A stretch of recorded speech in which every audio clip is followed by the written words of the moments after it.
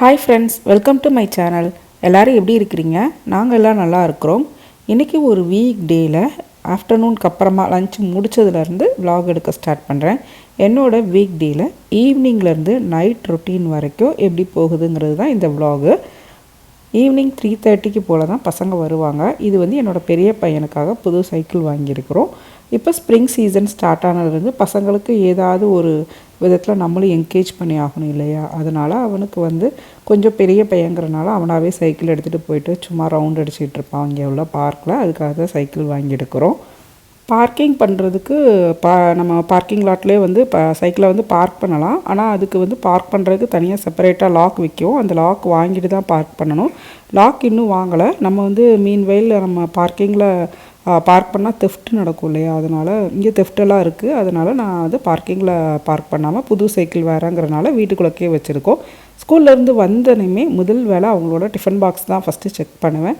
இன்றைக்கி ஃப்ரைடு சிக்கனும் தனியாக பர்கர்ஸ் பன்னு இருக்கும் இல்லையா? பன்னு சீஸ் எல்லாம் கொடுத்து விட்டுருந்தேன். வேணும்னா அசம்பிள் பண்ணி பர்கர் மாதிரி சாப்பிட்டுக்கலாம். அப்படி இல்லாட்டி ஃப்ரைடு சிக்கனாகவே சாப்பிட்டு வந்துருங்கன்னு பசங்களுக்கு கொடுத்துருந்தேன்.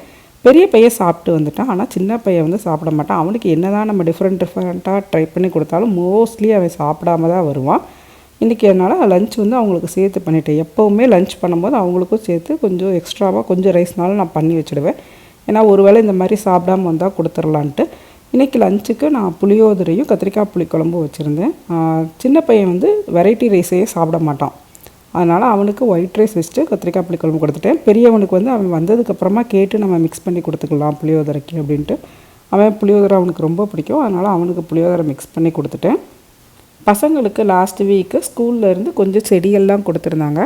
சின்ன பையனுக்கு பைன் ட்ரீயோட சாப்ளிங் கொடுத்துருந்தாங்க. அந்த ட்ரீயோட சாப்ளிங் கவர்லேயே நம்ம பிளான் பண்ணிவிட்டு ரெஜிஸ்டர் பண்ணிக்கிற மாதிரி கொடுத்துருந்தாங்க.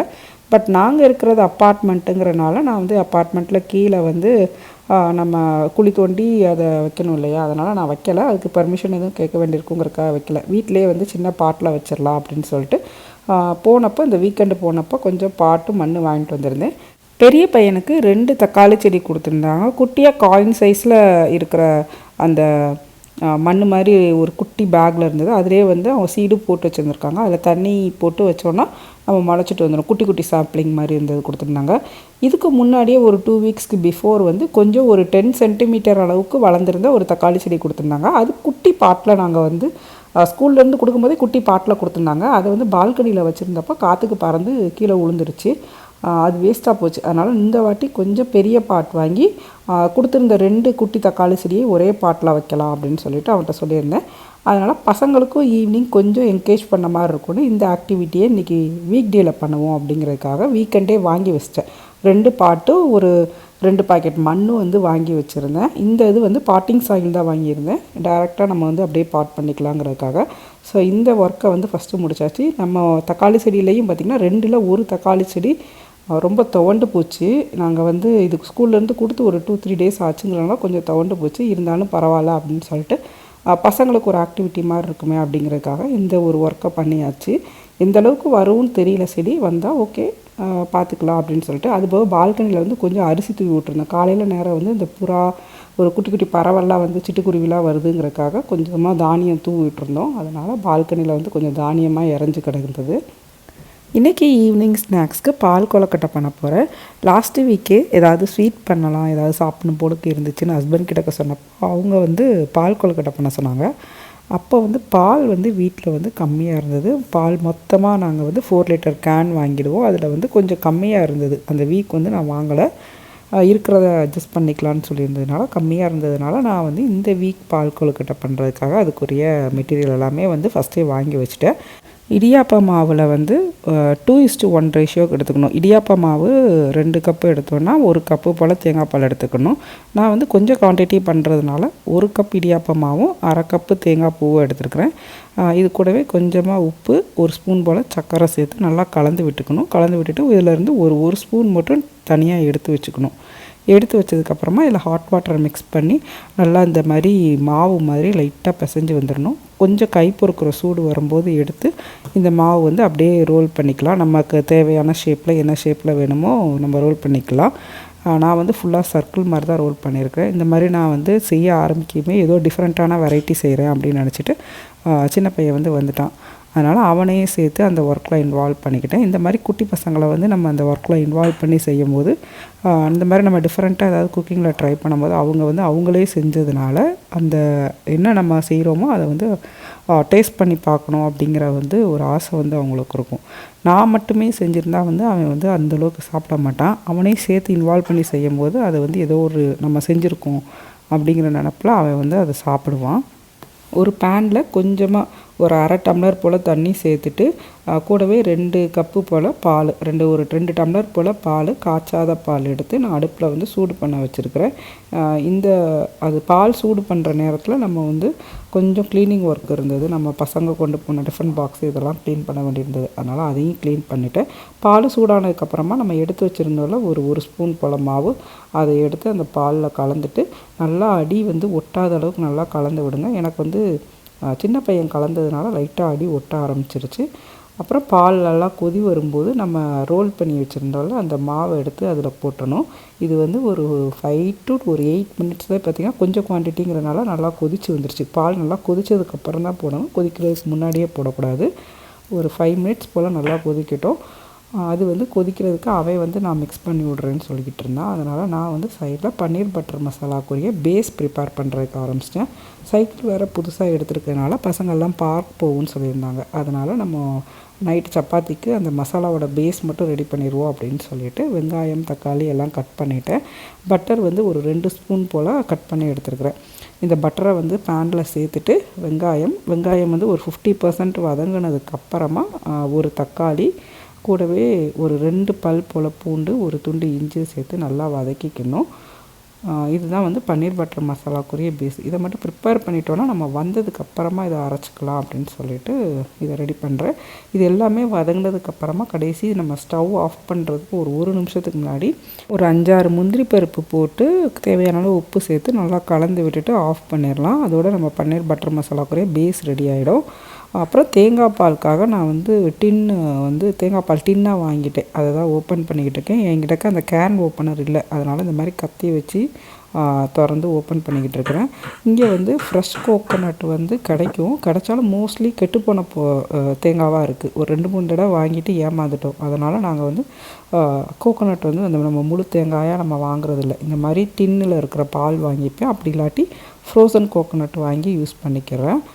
ஒரு 5 நிமிஷத்துலேயே நம்ம போட்ட அந்த ரோல் பண்ணி போட்ட கொழுக்கட்டை மாவெல்லாம் நல்லா வெந்துடும். நான் கம்மியான குவான்டிட்டிங்கிறனால 5 நிமிஷத்துலேயே வெந்துருச்சு. கூட கொஞ்சம் போட்டிருந்திங்கன்னா ஒரு 8 நிமிஷம் ஆகும். அப்புறம் நம்ம எந்த அளவுக்கு மாவு எடுத்தோமோ அதே அளவுக்கு சர்க்கரை எடுத்துருக்கிறேன். சர்க்கரை எடுத்து நல்லா அதில் கலந்துட்டு சர்க்கரை வந்து ஒரு 2 நிமிஷத்துலேயே நல்லா கரைஞ்சிடும். கரைஞ்சி வரும்போது தேங்காய் பால் வந்து நான் ஒரு 1.5 கப்பு போல் தேங்காய் பால் எடுத்துருக்கிறேன். நம்ம எந்த அளவுக்குனாலும் பால் சேர்த்துக்கலாம். நம்ம தேங்காய் பால் சேர்க்கும்போது அது நல்லா க்ரீமியாக இருக்கும். ஸோ தேங்காய் பால் வந்து ஒரு 1.5 கப்பு போல் சேர்த்துட்டு ஏலக்காய் பொடி வந்து ஒரு 3 ஏலக்காய் நல்லா தட்டிட்டு பொடி பண்ணி சேர்த்துட்டு நல்லா கலந்து விட்டுட்டு இது நல்லா லைட்டாக ஒரு சூடு ஏறும். அந்த சூடு ஏறையுமே இந்த மாதிரி ஆவி வரவுமே நல்லா அடுப்பை ஆஃப் பண்ணிவிடுங்க.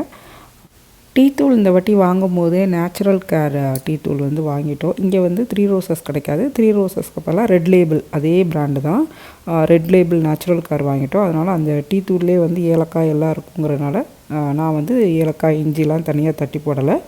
டீ போட்டதுக்கப்புறம் நம்ம எந்த அளவுக்கு ஆற்றுறோமோ அந்தளவுக்கு வந்து டீ வந்து டேஸ்ட்டு சூப்பராக இருக்கும்னு சொல்லுவாங்க.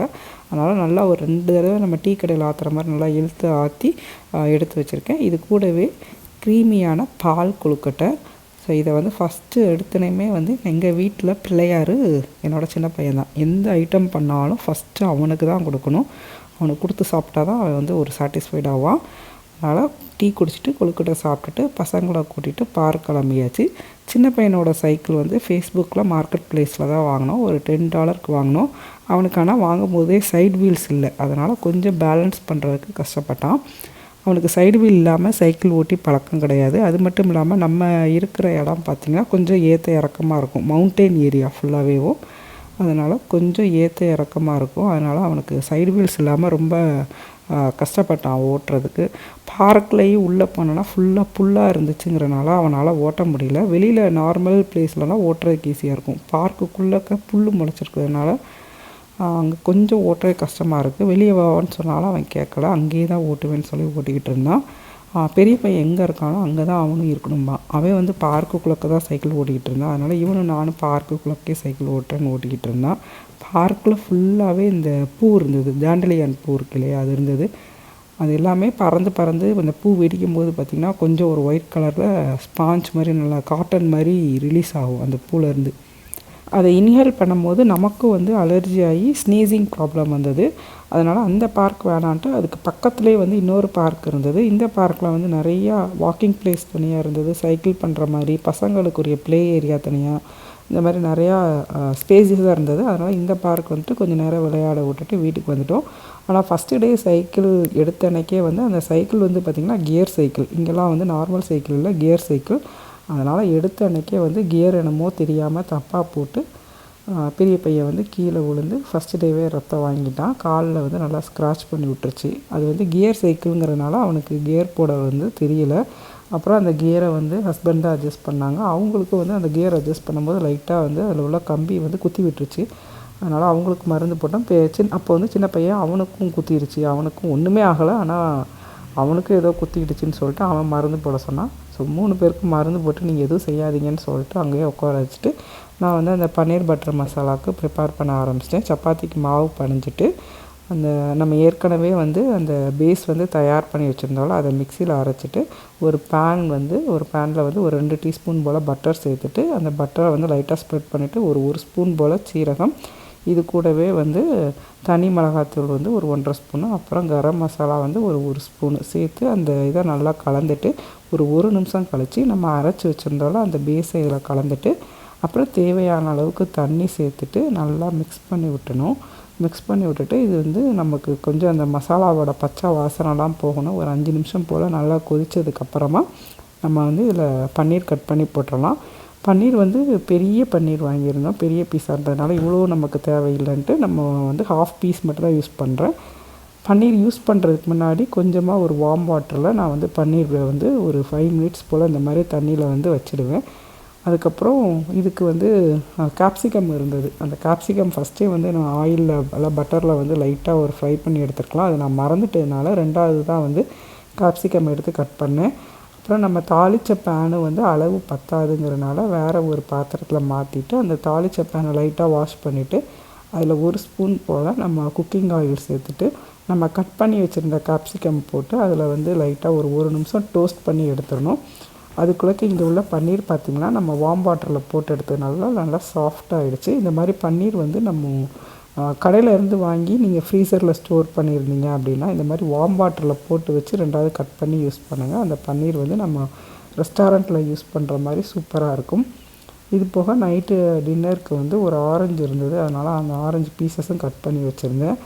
இந்த பேஸ் வந்து நல்லா கொதி வரும்போதே ஒரு கைப்பிடி அளவுக்கு பட்டாணி சேர்த்துருந்தேன். பட்டாணி சேர்த்து ஒரு 5 மினிட்ஸ் ஆனதுக்கப்புறமா நம்ம டோஸ்ட் பண்ணி வச்சுருக்கிற கேப்சிகமும் அப்புறம் பன்னீரையும் சேர்த்துட்டு இதெல்லாம் சேர்ந்து நல்லா ஒரு 5 நிமிஷம் போல் கொதி வரணும். 5 நிமிஷம் கழித்து காஞ்ச வெந்தய இலை இருக்கு இல்லையா, அதை வந்து லைட்டாக கசக்கி அதில் சேர்த்துட்டு அப்புறம் வந்து அந்த ரெஸ்டாரண்ட் ஃப்ளேவரே வரணும் அப்படிங்கிறதுக்காக ஒரு ஸ்பூன் போல் க்ரீம் இல்லாட்டி பட்டர், க்ரீம் சேர்த்துக்கலாம். ஒரு வேளை க்ரீம் இல்லைன்னா பட்டர் வந்து நடுவில் அப்படியே சேர்த்துட்டு அதை அப்படியே வந்து க்ளோஸ் பண்ணி வச்சுட்டா நம்ம ரெஸ்டாரண்ட்டில் இருக்கிற மாதிரியே பன்னீர் பட்டர் மசாலா ரெடி. இந்த பன்னீர் பட்டர் மசாலா பண்ணும்போது ஃபுல்லாகவே வந்து ஃப்ளேம் வந்து மீடியம் ஃப்ளேமில் வச்சு தான் நான் பண்ணேன். ஹை ஃப்ளேமில் வச்சிங்கன்னா உங்களுக்கு சீக்கிரமாக ரெடியாகி குழம்பு வத்துன மாதிரி ஆகிடும், நல்லா இருக்காதுங்கிறனால நான் வந்து மீடியம் ஃப்ளேமில் தான் ஃபுல்லாகவே ரெடி பண்ணேன். நைட்டு டின்னருக்கு சப்பாத்தி தான். ஈவினிங் ஏற்கனவே பசங்க வந்து பால் கொழுக்கட்டெல்லாம் பண்ணதுனால சிம்பிளாக சப்பாத்தியே போதும் அப்படின்னு சொல்லியிருந்தாங்க. அதுவும் ஆளுக்கு ஒரு சப்பாத்தியே போதும்னு சொல்லியிருந்ததுனால இது ரெடி பண்ணியிருந்தேன். அது போக நம்ம ஆரஞ்சு பீசஸ் வேறு கட் பண்ணியிருந்ததுனால எல்லாம் ஒரு சப்பாத்தி 2 ஆரஞ்சு பீஸ் மட்டும் சாப்பிட்டாங்க. ரிமைனிங் இருக்கிறதெல்லாம் நாளைக்கு காலையில் சூடு பண்ணிக்கலாம், இல்லாட்டி நாளைக்கு ஆஃப்டர்நூனுக்கு கூட சப்பாத்தி மாவு இருக்குல்ல, ஆஃப்டர்நூனுக்கு நம்ம சப்பாத்தி வச்சு சாப்பிட்டுக்கலாம் அப்படின்னு சொல்லிட்டு ரெடி பண்ணியாச்சு. நைட்டு டின்னர் முடித்ததுக்கப்புறமா ஃபுல் கிச்சனும் வந்து நான் அந்த மாதிரி க்ளீன் பண்ணி விட்டுருவேன். அது மட்டும் இல்லாமல் எப்போவாது இந்த மாதிரி ஸ்வீட்டு இதெல்லாம் பண்ணாலே வந்து நமக்கு சர்க்கரை சேர்க்கும் போது அந்த அடுப்பில் வந்து எனக்கு கொஞ்சம் பிசுன்னு இருக்கிற மாதிரி இருக்கும்.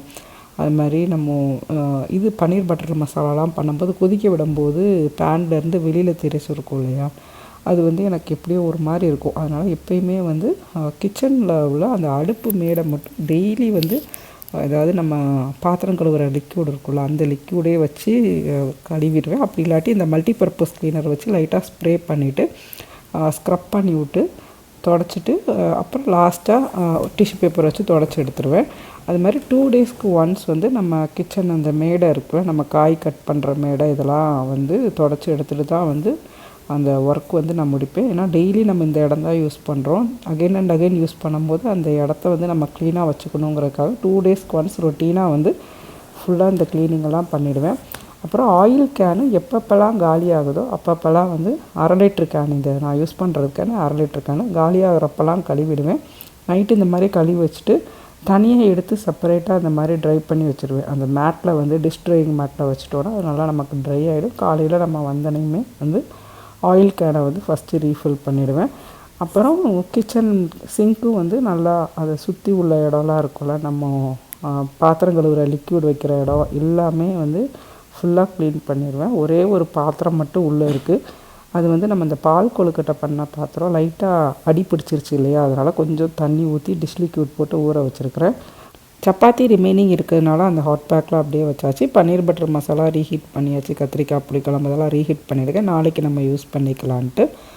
Kitchen work over. அப்புறமா 1 டைம் லூடோ கேம் வந்து டிவியில் ப்ளே பண்ணால் நம்மளோட ரொட்டீன் முடிஞ்சிடும்.